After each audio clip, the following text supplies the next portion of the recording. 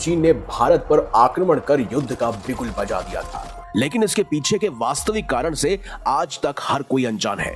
बहुत से लोगों को लगता है और हम सबको यही पढ़ाया गया है कि चीन संपूर्ण तिब्बत पर अधिकार करना चाहता था और उसी के चलते उसने सन 1962 में अरुणाचल प्रदेश से त्वांग मठ के नजदीक हमला किया ताकि वहां के इलाकों पर कब्जा कर उस रहस्य को खोज निकाल सके जिसे हम शंग्रीला घाटी के नाम से जानते हैं कि आखिर शंग्रीला घाटी या शंभाला है क्या।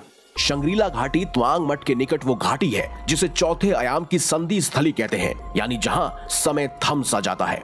तिब्बती भाषा की किताब काल विज्ञान के अनुसार यहाँ भारत के 64 तंत्र योग भारत की प्राचीन विद्याएं सिखाई जाती हैं। तिब्बती भाषा में लिखी ये किताब त्वांग मठ के पुस्तकालय में आज भी मौजूद है, जिसमें लिखा है कि दुनिया की हर चीज देश काल नियति से बंधी हुई है, लेकिन इस घाटी में काल यानी कि समय का कोई असर ही नहीं है।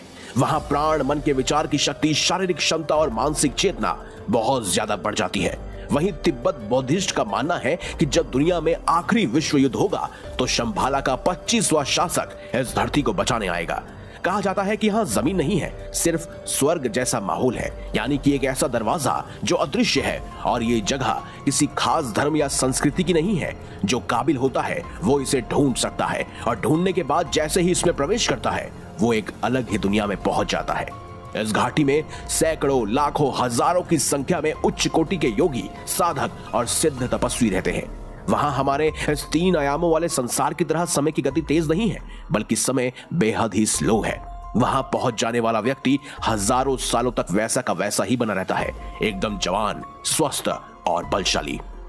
बहुत से विद्वानों का तो ये भी मानना है कि शंग्रीला घाटी में कोई और नहीं बल्कि नागा साधु भी रहते हैं। जब कुंभ मेले की शुरुआत होती है तो सैकड़ों की तादाद में आपको नागा साधु दिख जाएंगे, लेकिन जैसे ही कुंभ मेला खत्म होता है वो सभी नागा साधु अचानक ही धीरे धीरे गायब होने लग जाते हैं।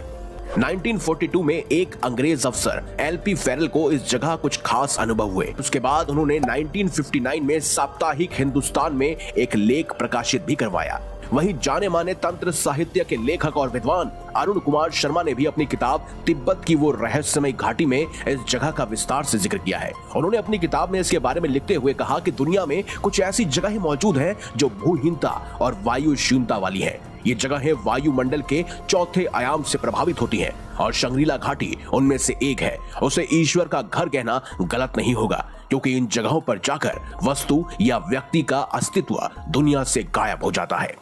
शंग्रीला घाटी का जिक्र ब्रिटिश ऑथर जेम्स हिल्टन ने भी अपनी किताब lost horizon about the lost kingdom of Shangrila में भी किया है।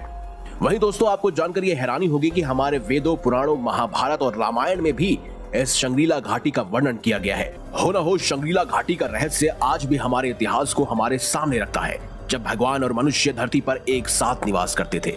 आज भी बहुत से ऐसे रहस्यमय ज्ञानी विद्वान व्यक्ति मौजूद हैं जो इस घाटी तक कभी न कभी पहुंचे जरूर होंगे। जरा सोचिए, आप अरुणाचल प्रदेश या तिब्बत सीमा के पास मौजूद हो और तभी आपके सामने एक अदृश्य द्वार खुल जाए, एक ऐसा द्वार जहां आप प्रवेश करेंगे, एक अलग ही आयाम, एक अलग ही दुनिया में पहुंच जाएंगे, लेकिन वहां सिर्फ जाने का रास्ता होगा, वापस आने का नहीं।